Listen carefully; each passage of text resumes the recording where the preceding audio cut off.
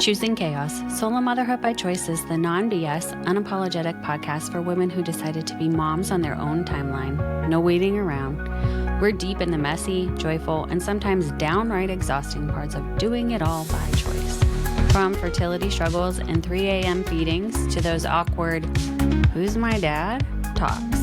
This is your tribe. Real chaos, real community, and no permission needed.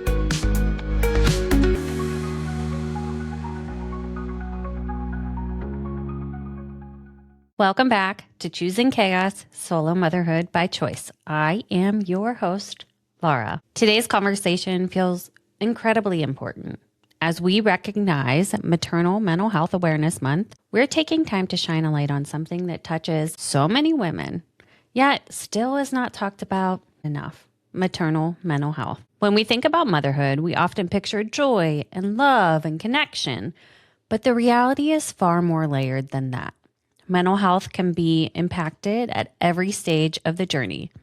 While trying to conceive, facing infertility, navigating pregnancy, adjusting to postpartum life, and moving through the many evolving seasons of motherhood. While mental health is becoming more widely discussed, there are still so many layers that go unspoken, especially for moms.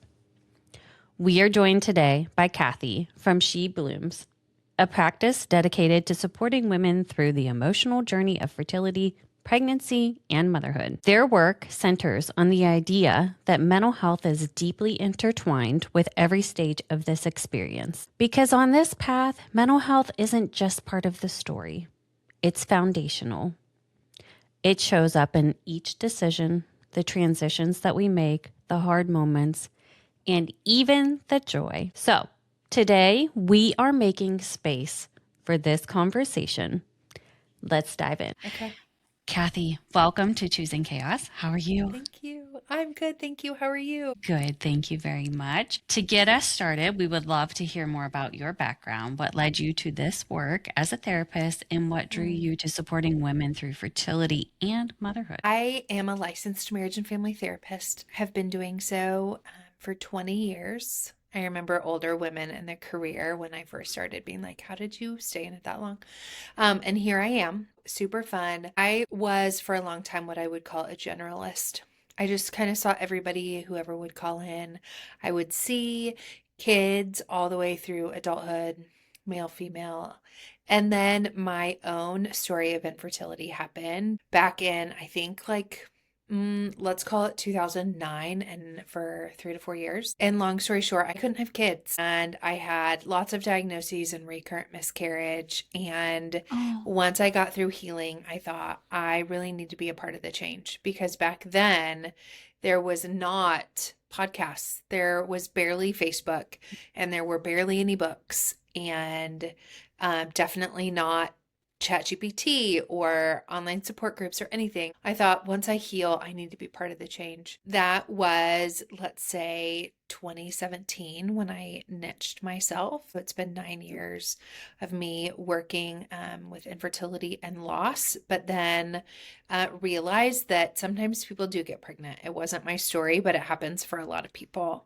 And so my practice grew into helping people be pregnant after loss or in pregnancy, and then postpartum and motherhood. I am a way by way of adoption.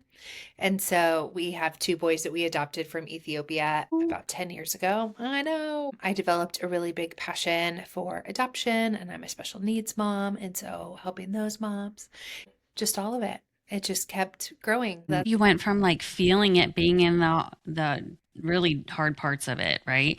And then you recovered and learned from it, and then still became a mom in your own way. It's very touching. We actually haven't talked about adoption yet on the show. We also haven't talked much about being a special needs mom. So might have to bring you back for that if we don't touch on any of that today. But there's so much information there to dive into on the two of those things. So many women are struggling with infertility now. Whatever the reason is behind that, we don't have answers to it. But adoption is always on the table. And I think that that's something that we overlook, and cost is a big scary thing too when it comes to that. Yeah, it seems really scary, but everything that's online is typically worst case scenarios. Nobody posts like, hey, adoption is beautiful. Right. Adoption is wonderful. My kid securely attached. That's not online. Yeah. It's the horror stories. Happy to talk about that too, because I am blessed by it. And a lot of other people are too. Absolutely. Can you share a little bit more with us about your role at She Blooms and how your work there supports these women who are going through emotionally difficult times and mental health parts of the journey from infertility through postpartum and so on? Yeah, so I started in 2018 a practice here in Middle Tennessee. It was called Tennessee Reproductive Therapy. That was because it was me doing infertility and loss. Once COVID hit, it became something that could be a little bit broader. And so we functioned under the name Tennessee Reproductive Therapy until just last year. And what we found was is that the name was quite limiting for us because people who hadn't healed from infertility, let's say years ago, Hmm. or were, let's say they're, a couple years into motherhood and still like, I want to go back into it, didn't feel like they could call us. And so we felt like the name it was just too limiting. So we changed it to She Blooms Mental Health. And we are in Tennessee and Arkansas, and I'm the owner and a therapist.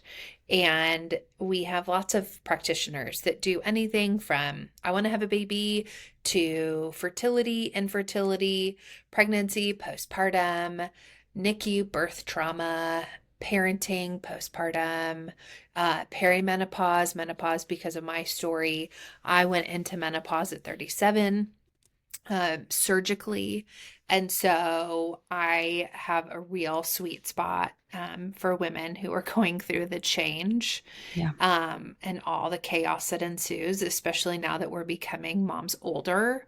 Yes. Um, so yeah, we're in Tennessee and Arkansas. And in fact, April 1, we're opening up our second location in Arkansas. So we're going to have three She Yay. Blooms locations. In Tennessee, we do therapy and medication management for the moms who might be struggling with postpartum depression or anxiety and just need that extra support. And somebody that specializes maybe a little bit more than their OBGYN and can monitor a little bit closer. That's the key piece. So And that's that She Blooms.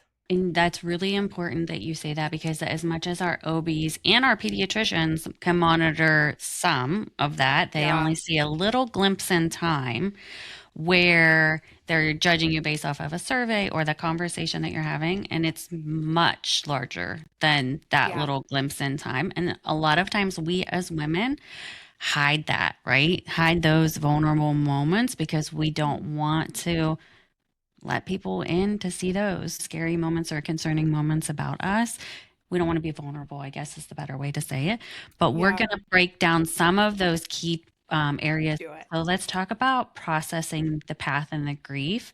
Many people on this path describe holding both gratitude and grief at the same time when it comes to wanting to become a single mom by choice. How can someone begin to process this journey while also mourning not having Mm. the life with a partner that they once imagined? Yeah, that's really tricky. I always tell clients that grief and hope and emotions that are polarities like excitement and fear and joy and anger. It feels weird that they both exist, but they can coexist at the same time. Generations past have not taught us very well how to process emotions, No. let alone taught us that there can be a duality in emotions. Like, I'm so excited to have a baby, but this isn't how I thought it was going to happen. I love my baby, but I'm longing for a partner. Like, my family feels incomplete, although it feels really complete at the same time because I have my baby. There is a quote by John Kabat-Zinn. He's the father of modern mindfulness. And I know we're not talking about mindfulness, but just go with me here. And I'm going to butcher the quote, but so it's okay. He says, mindfulness means paying attention on purpose in the present moment and doing so non judgmentally. Now let's transition that over to just holding emotions. It means paying attention on purpose in the present moment. See, I already confused that. And doing so non-judgmentally. That means right now I feel gratitude. I'm allowed to feel gratitude. I have gratitude because I have my baby, and I'm so thrilled that I have that. Okay. And then we keep walking through the day, and all of it's like, no, I'm coming home and I'm lonely. And we can be lonely. Lonely, I'm feeling it on purpose in the present moment. I'm going to allow myself to hold that emotion while it comes up for as long as I need to. And I'm going to do so non-judgmentally. That's the biggest piece. We as women are terrible about that, Yes. myself included. And so allowing ourselves to just be there and then be like, I don't need that emotion right now anymore. So I'm going to put that back up on the shelf until something comes up, and giving ourselves permission to say, like, I didn't think that life was going to go like this. I mean, from when we were little, Laura, we sing this song. First comes love, Then then comes comes marriage. marriage, then comes the baby in the baby carriage. For me, the baby didn't end up in the baby carriage. Eventually it did, but not the way that I thought I wanted. For other people, you might have the baby in the baby carriage and first didn't come love, right? And Right. so part of that is unwriting this narrative that we've had socially conditioned into us Mm-hmm. from when we were really little, that this is how we do it. No, there's lots of alternative ways to become parents anymore. Um, and becoming a single mom by choice is one of the ones that like would have been had maybe more opinions on it 30, 40 years ago, right? It's Right. normal now, but definitely not something that maybe we grew up thinking was an option for us as women. I always come back to Lucille Ball in the 1950s was the first woman who was allowed to be on TV pregnant. We are not 100 years from that. No. We are not 100 years from that. So the fact that like we're now giving these options to do IVF without a partner, I don't think that our grandparents would have seen that coming. But what a beautiful option. I know. Yeah, we've come so far. And I mean, there's still a long way to go within that path because you have to Totally. jump through so many hoops as a single Yeah. mom by choice to get things approved by your insurance in order to do IVF or IUI. But that aside, when Hmm. it comes to listeners who are trying to understand the difference between normal grieving of this type of expectation, so to speak, Mm. and something that might require a little bit more structure with the mental health, how do you talk to them about supporting the differences between those? Like whether or not they need therapy or not. Yeah, or Yeah. just how they compartmentalize to your point, like put it on the Mm. shelf. Let's, feel it in the moment, put it on the shelf. Let's focus on something else. Yeah. So we would call that containing, right? If I can say, like, I feel angry. I don't feel as angry right now. I can say, like, I'm going to step out of this moment. I would say put it on the shelf for myself. But it could be like, I am going to walk out of the room and leave it in there. I'm going to go do something else and not take it with me. Yeah. I know that's silly and I'm externalizing it a little bit, but sometimes we need to step out of that, or like, I'm done crying. And so, To say it out um, loud, you mean? It yeah. helps. Okay. Yeah, like I'm done crying. I'm going to walk out of the room, etc. I think when there's a cause for concern is when you can't contain it. You might wake up from a dream and be crying about it. You might feel really anxious about seeing couples or pregnant women, which we know in the middle of infertility, it was a huge trigger, where Yeah. maybe depression won't make you allow you to get out of bed, right? Depression says, like, I'm socially isolating. I'm not doing things I love. I'm crying more than maybe I'm not or than I used to. I'm generally hopeless about the future. I definitely don't want to do things that I've loved before. And so, if those things are creeping up, definitely talk to a mental health professional. If you don't know where to go in your area, shoot me an email and I'm happy to help you find one. Um, and then anxiety, it's like, what are we fearing and how often is that creeping in? Can you concentrate on things that you're normally able to concentrate on?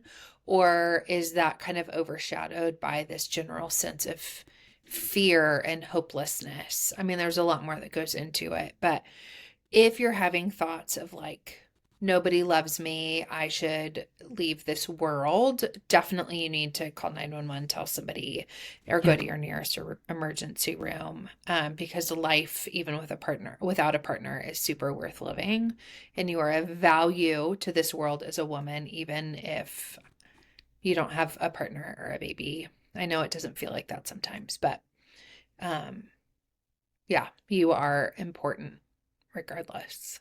Right. Agree with that. I've had those moments in the past, not to get into like therapy talk, but I have had those moments in the past where and I do say in one of my early episodes, it's like, I couldn't understand why God couldn't just let me have one thing while I was going through infertility. It's Yep. like, why do you hate me so much? You can't give me a partner. You can't give me a baby. You can't give Mhm. me the house that I'm looking for. Like, why are you fighting so hard against me having what I want? And then you do start Mhm. to internalize, right? Mhm. All of that and get to a place that's like, okay, what's happening here? And Mhm. you take it very personally, very hard. And Yeah. sometimes it's difficult for people to come out of that. I hear women either still single or becoming a mom, like a single mom by choice, say, like, my story's not ending up like I thought it was going to. Or, Yeah. right, like, we go to high school, we graduate and go to college or enter adulthood at the same time. And then it feels like people splinter off into these groups. Like, I'm going to become a career woman. I'm becoming a wife. I'm becoming a mom without a partner. I'm becoming a mom with a partner. And then it feels like we should all be kind of traveling the same path. And when we don't, when the love is delayed or the family is delayed, it feels like there's something wrong with us.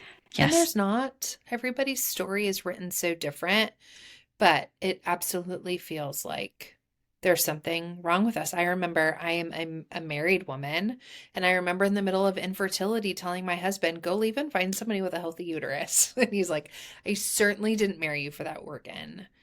But I'm the stories we tell ourselves as women is like, because of my situation, there must be something wrong with me. So it becomes this like adjective that we use to describe ourselves Hmm. when nobody else in the world would. And we don't give ourselves the love we need in those Mhm. moments, right? We don't listen to ourselves and what we actually need to get through that at times. Mhm. We just start to become very critical. To your Yes, point, is I go leave me for somebody with a good uterus. Well, that's being critical of you. totally. I And understand nobody that. else would think that. No, not at all. But we Mhm. also compare ourselves to social media every day, all day long. So that doesn't help any of us at this point in life. But you mentioned earlier when you're going through infertility, and this happens to so many women, when you're going through infertility and say you see people around you that are now announcing that they're pregnant or they have a family, we don't want to be around those situations when we're struggling. What are some tools that you recommend to women who might be listening that are maybe in that moment right now? I love boundaries. I think boundaries are misexplained and misused in today's society. Kind of like ADHD is, just psychobabble term that people don't really always know what it means. Um, when we moved to Tennessee, we bought a house, and the first thing we did was put in a fence. Why? It kept that which we wanted to protect in Yeah. and that which was unsafe out. Yeah. Okay. So think of my fence as a boundary. What feels safe that you want to keep in, and what feels unsafe that you want to keep out. For me, what felt unsafe were baby showers. They were Yeah. really hard. And so my boundary was, I'm either not going and I'm going to bring you something and we're going to have a moment together because I do want to celebrate you and your baby.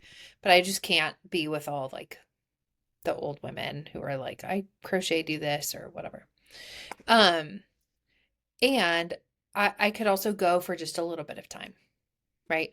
So I always say it's a fertile world and we're living in it. Yeah. And for me, as an infertile person, to navigate this world, what I needed to do was create boundaries, which meant I don't want to go to Mother's Day service at church. It also meant like, I don't want to go to a Father's Day brunch. I don't want to go to somebody's baby shower. And I certainly don't want to go to a first birthday, especially like while I'm still struggling with this.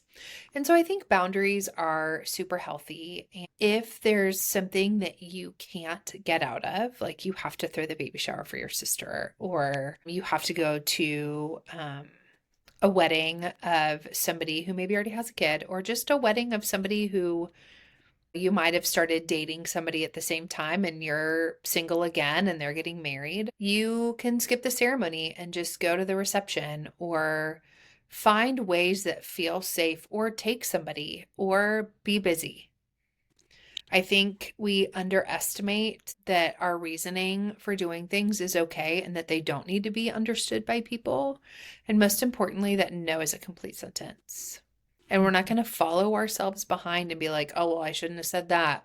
Or I'm so weak, I can't handle that. Or what's wrong with me that, nope. My answer is no. Complete sentence, full And stop. that's it. We get in a habit of explaining ourselves. I do that all the time. And then I catch myself and I'm like, no, I don't know them anything. Right? No's fine. Right. Yes, it really Yeah. is fine. And protect at all costs your mental health. Because I always say that after this season of infertility, not for every woman, but a lot of women afterwards comes pregnancy and postpartum. Mm-hmm.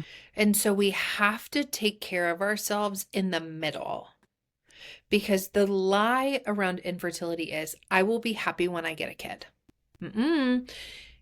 Yes, but you will also be sleep deprived, and maybe have postpartum depression, and maybe have postpartum anxiety, and maybe feel alone, and you might feel that in pregnancy. And so while you're trying to conceive, now is the time to work through infertility, because the risk of getting postpartum depression and anxiety is higher after going through infertility. Oh, really? And so we have to deal with it in the middle of infertility, because it sets us up for parenthood, because we do fertility and then is pregnancy, postpartum, and parenthood. I know I'm like splitting hairs when I say postpartum and parenthood, but parenthood is for 18 at least years. Right. And it is cruel that we start out exhausted and with tiny humans who can't talk or explain themselves to us or give reason for their tears or sleepless nights. Mm-hmm. But if it starts before that with depression because of infertility, or OCD because of infertility, or anxiety because of infertility, or an eating disorder because of all the fertility coaches telling you what to eat, or whatever, we need to be working on it now so that we're prepared for postpartum and parenthood. Yeah, because you're not allowing yourself to heal. And if you don't allow yourself to heal, it just becomes a domino effect and you're just adding to it. Correct. So let's transition into that postpartum era. When you're doing it alone, postpartum can feel very overwhelming, even with a partner. What mental health challenges arise when navigating it solo? Oh, gosh. I think of all the women who birthed during COVID who still aren't okay. We're 6 years out and they're still not okay, because I didn't get the story that I wanted. I didn't get the people at the hospital. I didn't get the baby shower that I wanted. And what people aren't realizing is that's what single moms by choice do a lot. And you don't have the partner there that maybe you always dreamed of, or the in-laws, if, whatever.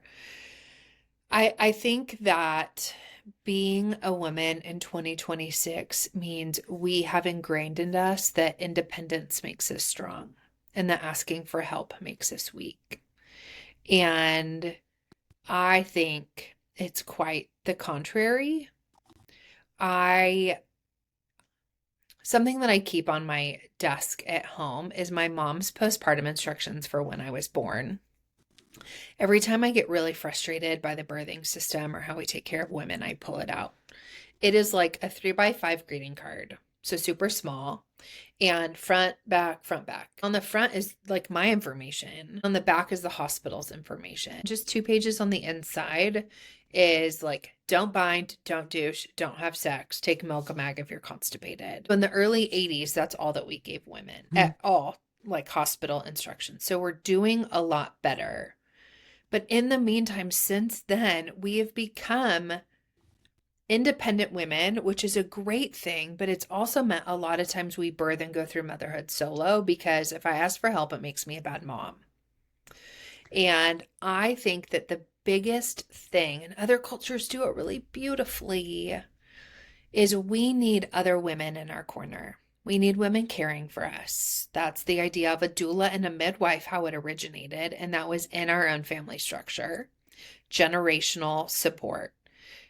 Part of your birth plan should always be, for every woman, regardless of support, should always be a postpartum plan. Birth is 48 hours-ish. Postpartum is a year.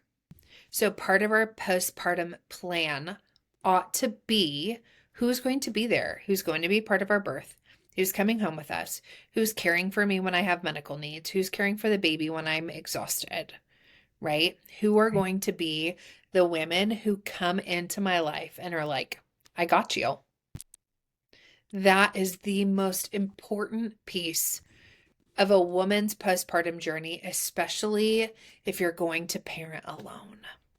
And so that brings me to a question of, a lot of times women in like the Single Moms by Choice Facebook group will say, I want to do this, but I am afraid that my village isn't strong enough, or I don't have the support from my parents, or I don't have this, I don't have that. And so therefore they're like, I'm not sure if this is the right decision for me. I want to be a mom, but I don't have X, Y, and Z. What would you say to them? I would say sorry, first of all, that you have an untrustworthy village, or one that you feel like isn't strong enough. And I would say before you start IVF, start building your village. It might be outside of who you think are going to be the people who would support you now. The village that we built when we detoured away from trying to conceive was into, like, the people who were the most supportive of us were the adoption community, who understood that you need time to cocoon and understood that attachment takes some time. And so, like, we're not going to come ask to hold your baby. All these things, they became the people that normalized, that brought us food, that supported us, who answered our questions. And so there are Facebook groups, there are places like this Choosing Chaos podcast that can speak truth into this and can become a village. Right. C.S. Lewis has a quote, I butcher this one too, that says, friendship is born at the moment when one person says to another, wait, what? Me too. Your village might not be your mom. It might not be your sister. It might not be your auntie or your best friend, but maybe there are people who you meet at the fertility clinic, who show up in a support group space. I know 2 women who became single moms by choice, and they are like the best of friends now because their baby shares the dad, a sperm donor. Oh, wow. I Love to talk to know. them. I know. There you go.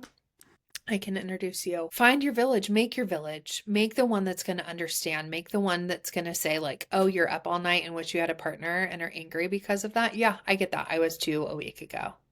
And who are going to say, let's go to the park. Yeah. Because I'll be your village. I'll show up. That's great. Easier said than done. I know I'm really oversimplifying it because there's also a lot of heartache on the way to find your village. But That's true. And friendships are harder as an adult, but sometimes you got to be vulnerable. Everything's harder as an adult. Getting That's up off true. the floor is hard as an adult. Yes, my back hurts now because I'm always on the floor with my son. Yes. Speaking of postpartum, what are effective ways to communicate your needs clearly in those moments, especially when it comes to being exhausted or just not sure of what you need, right? Especially those first few weeks after you have a baby, you really don't know sometimes what it is that's causing you to cry at this moment, or there's a million things running through your head and you're not sure which tab you need to focus on now and ask somebody for help for. We actually have a postpartum packet that we created to give to people. If you want to link it in here, I'd be happy to. And a lot of it is like things that you can put on your fridge, like rules. Thank you for coming over.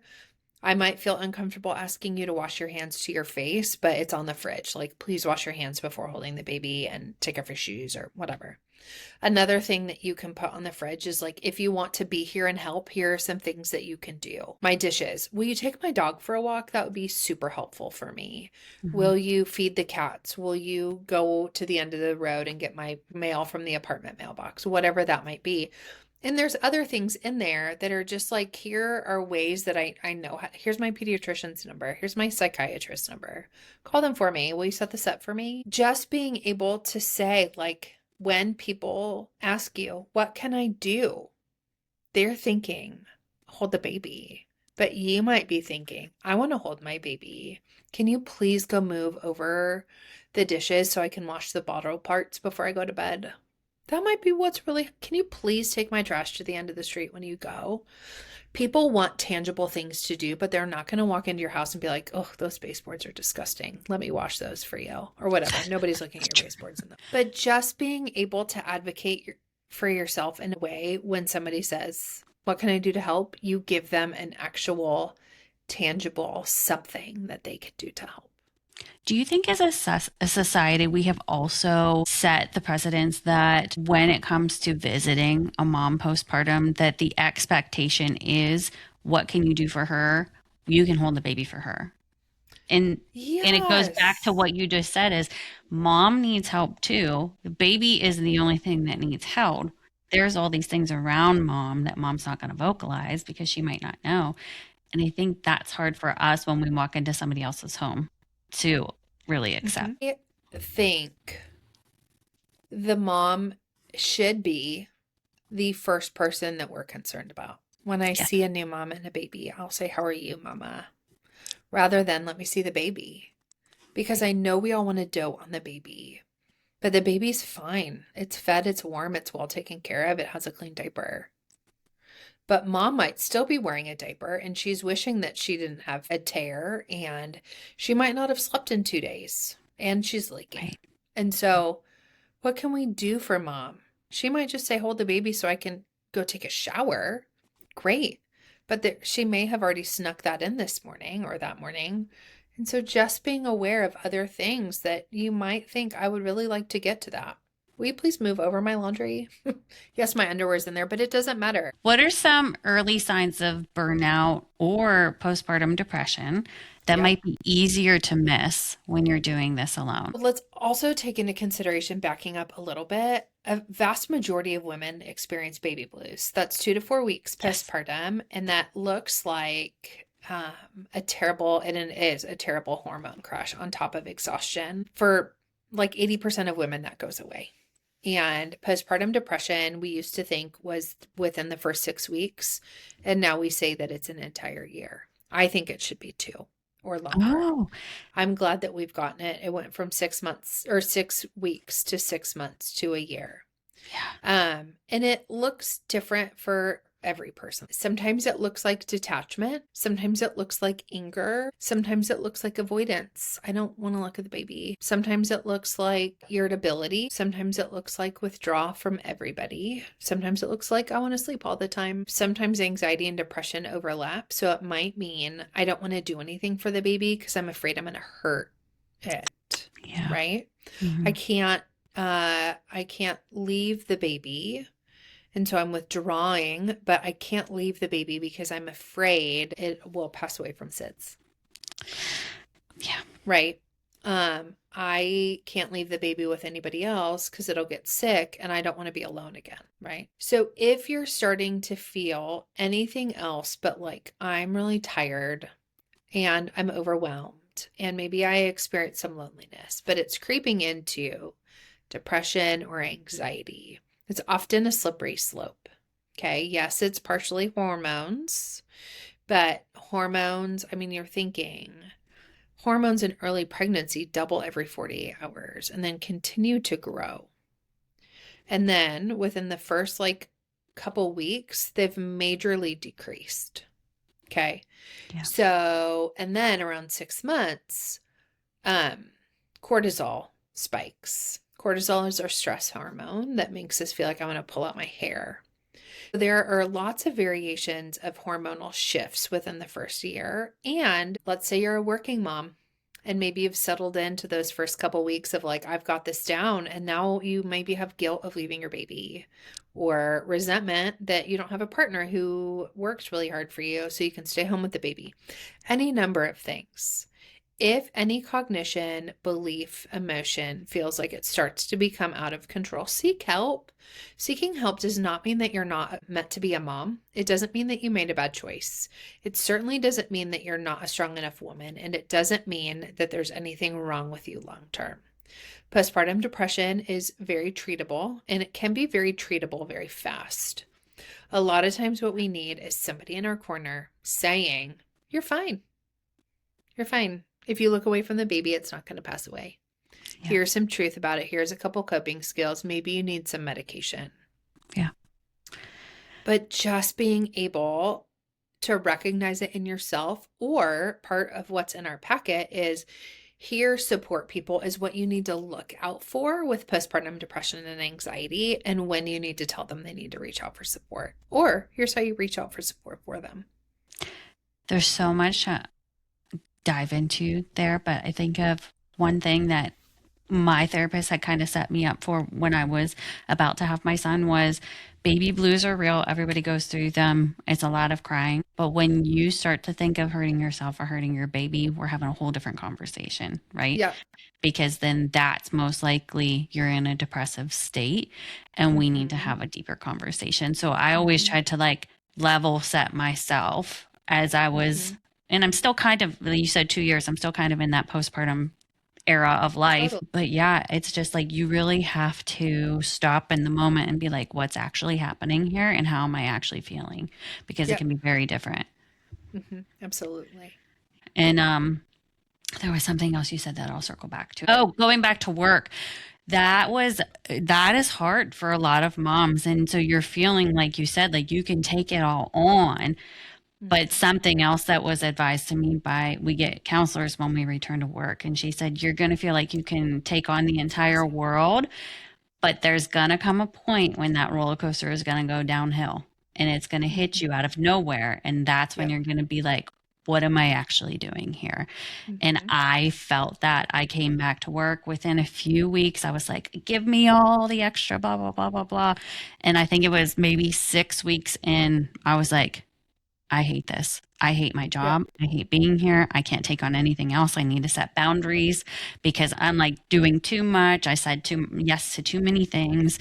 And I just started to feel a lot of resentment for having to come back to work. It was tough. Women cripple themselves with the shoulds. I should be doing this. I should feel this. I should have this. I should be this. If all you can be is somebody who is a good mom, somebody who goes to work and does her job, and somebody who I will also say is like in touch with who she is as a woman, because we lose that when we become moms. Yes. So like that self-care aspect on our She Blooms website, we have a blog, and today I wrote one just about why self-care is absolutely imperative to moms. Even on the airplane, we're taught to put the oxygen mask on ourselves first. But in motherhood, it feels like that's the most selfish thing in the world. But if we're not good versions of ourselves, we're not good moms. We're pouring out of an empty cup. And so going back to work, we have to figure out how to manage all these hats that we wear. Being a working mom, which you and I both are, it's so hard to feel like when I'm wearing each different hat that this is the right hat to be wearing at that time. But again, we can't put false expectations on ourselves and keep the should language like, oh, I should be happy. I should be. No, I am happy, or I am struggling. Those are okay to say also. And I think we could all listen to that a heck of a lot more in life. I could listen to it too. Same. I was like, I need to start replacing shoulds here and woulds and coulds and all the things.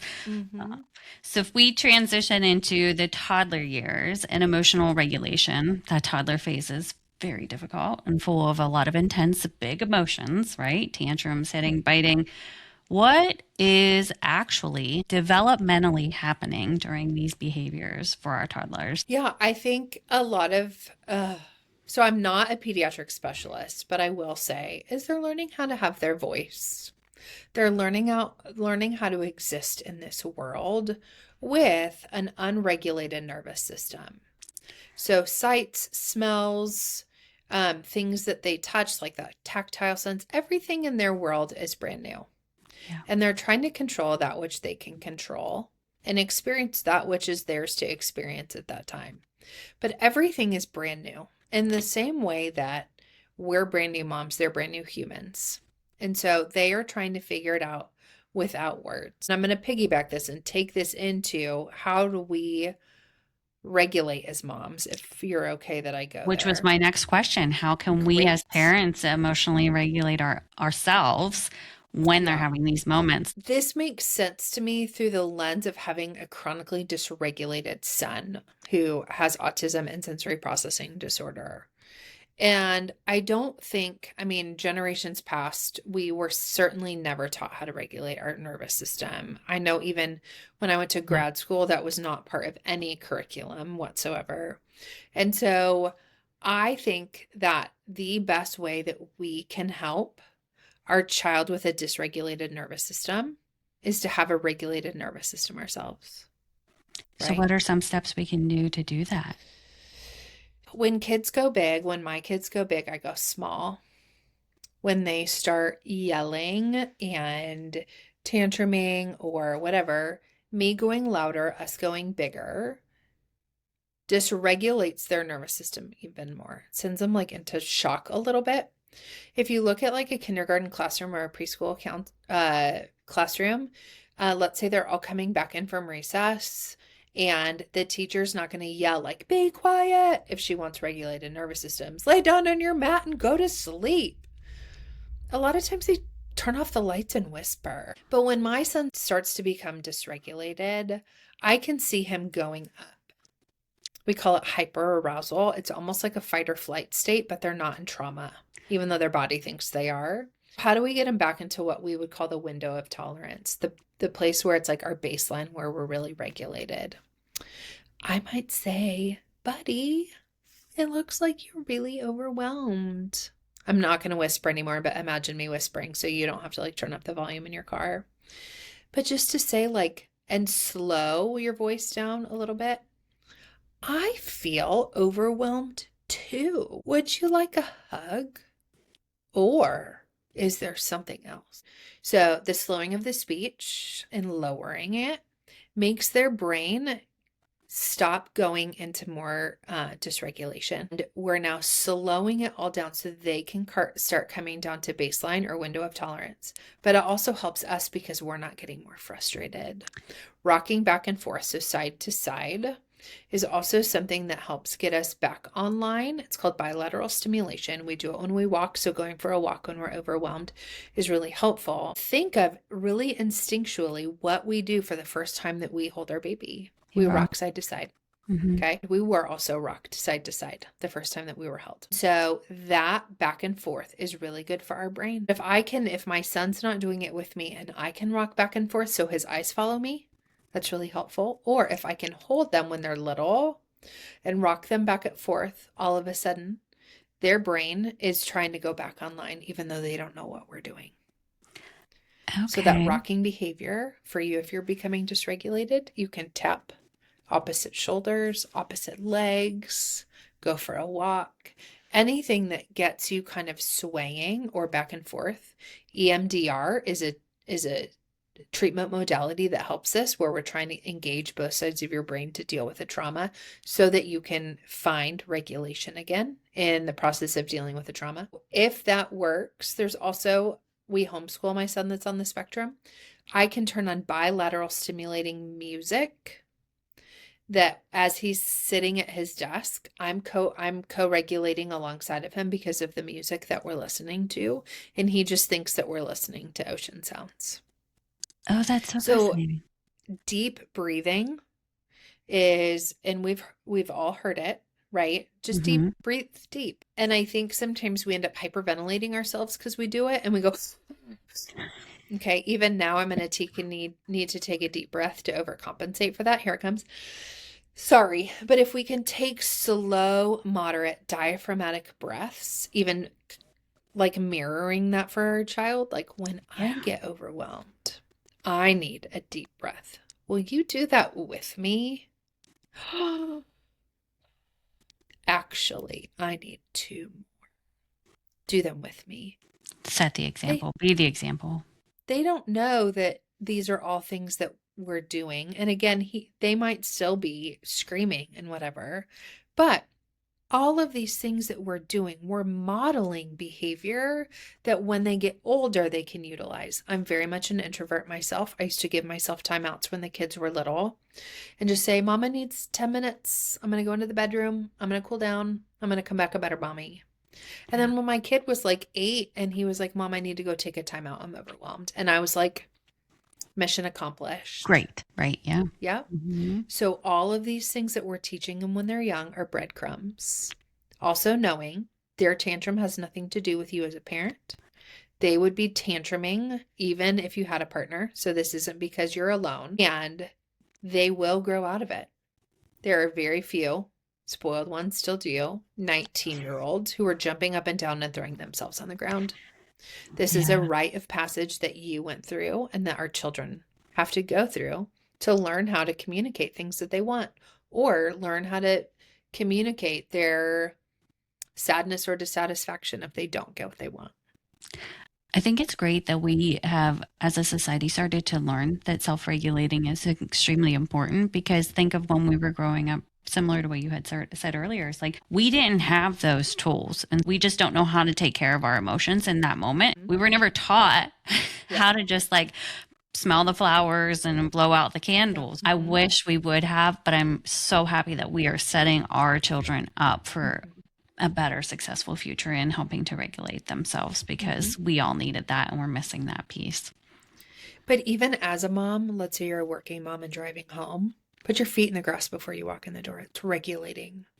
Oh yeah, Listen to grounding. quiet music in the car rather than something that's going to energize you. Pause you for a second because I think of sometimes when I'm going to pick my son up from daycare, if I've had like a day Mhm. where I'm feeling a certain way, I'll turn on like EDM. Probably the wrong thing to do is what you're saying. Mhm. But it amps us up. And for some people, that's okay. So on the other Probably side of not for me. hyperarousal, the tantrum is hypoarousal, where we go into like shutdown mode. True. Okay. So sometimes to get pulled out of shutdown mode, we need like I like Reverse. sometimes revisiting high school and doing some 90s rep. That's fun for me when I'm in hypoarousal and feel shut down. If you're in hyper arousal, so like the top, and you're already overstimulated and feel like if one more person looks at me or talks to me, I'm going to explode. Yeah. Maybe that's not great. Maybe you need the music off so you can breathe and hear your thoughts. And stop and get yourself your favorite beverage so you feel a little bit more taken care of when you get home. I'm definitely taking notes, mental notes here, and I'm going to need that guide of Mental yours notes. as well. Yes. So, telling the origin story, I know this is important. For donor conceived children, what are some of the key principles for explaining their origin story in a healthy, empowering way? Like, how can we set Yep. them up? We read them the books, we tell them all the things, but how can we set them up to be confident that when they're going to school, I don't have a dad, and here's why? Mm. I can speak to this from my perspective as an adoption or adopted parent. Parent through adoption is a better way to say it. Tell the story early and often. So, as part of your journey, you have to do implication counseling. And I do implication counseling in Tennessee, and we have providers that do it in Arkansas. And what we tell people all the time, and what the American Society of Reproductive Medicine says, tell the story early and often. So the story isn't a shock, but it's part of their identity that's formed, and it's great.